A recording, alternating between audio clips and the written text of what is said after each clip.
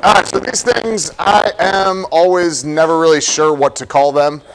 I call them scenario functions because what they do is they have a scenario or they tell you a situation and they have a graph that goes with it.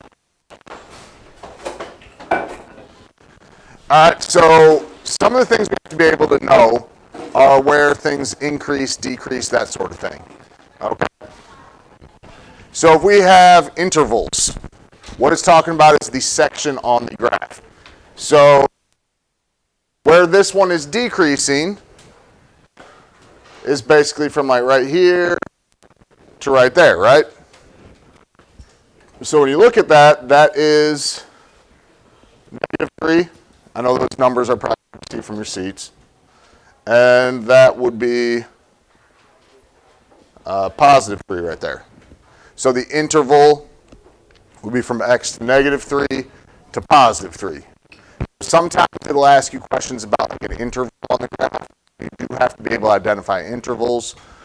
We worked with those the other day. From A to B, who can describe words?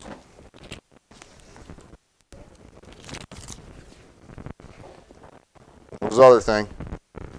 We need linear, nonlinear. Not a function. Wait. No? Aubrey? Huh? We need 2 words, linear, nonlinear, and other thing. Jaden? Oh my god. Oh.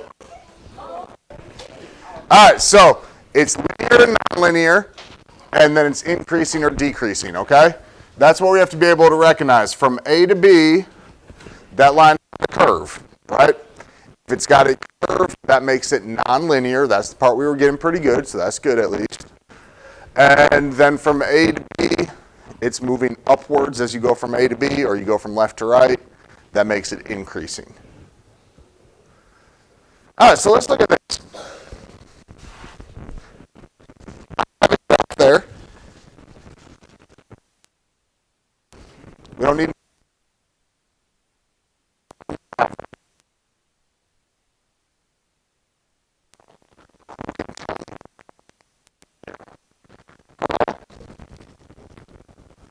what's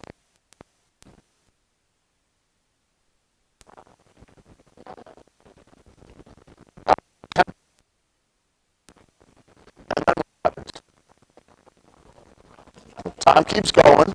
Okay, time keeps going like that. What else happens with the temperature?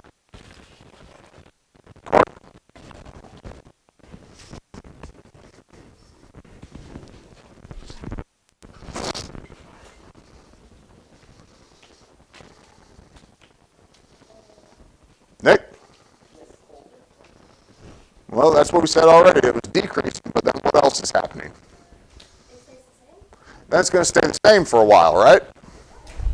So everybody see what we're saying? Time is moving on.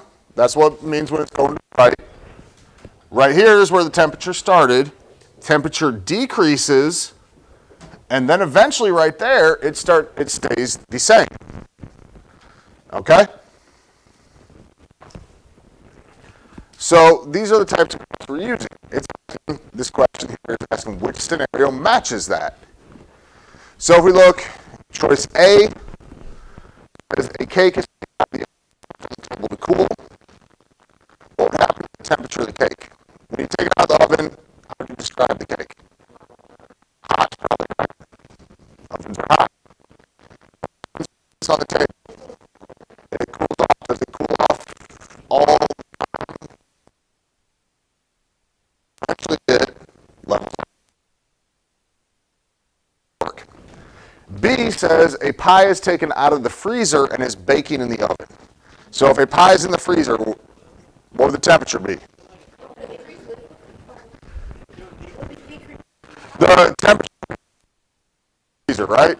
And then baking it in the oven, so what's going to increase and probably eventually level off at some point, right? So that's going the opposite of this graph. C says a cold oven preheated to a certain temperature. If you have an oven that's off, that'd be a cold oven, just one that's off. And then you turn it on. That's what preheating is, if you don't know. What happens to the temperature then? It increases. So again, opposite, right? A warm oven is turned to a higher temperature. What's happening? An increase. Y'all seen how this works, right? These aren't things where you have to do math. We do have to kind of read and kind of pay attention to how the graphs are labeled, though. What we're doing. If you think you're, it's not that.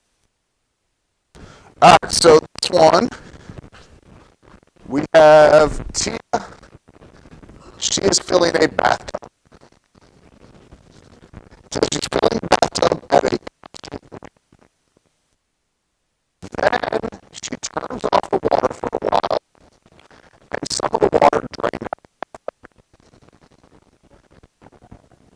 Eventually, she turns the water back on at the same rate as before the bathtub was full.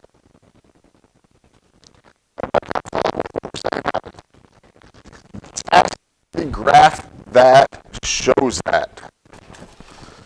Eric, which graph do you think shows that?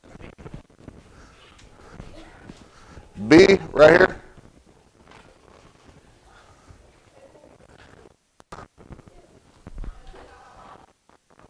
Keller? No? Corey? A is going to show that. All right, so look. What happened to start with? She turns on the water, right? She begins filling the bathtub.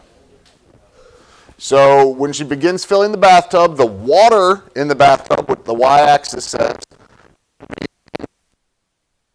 that's happening on all of them, okay? She turned off the water for a while, and some of the water drained out of the tub. So if the water is draining out of the tub, what's happening to the water level? It's decreasing. So we need it to decrease.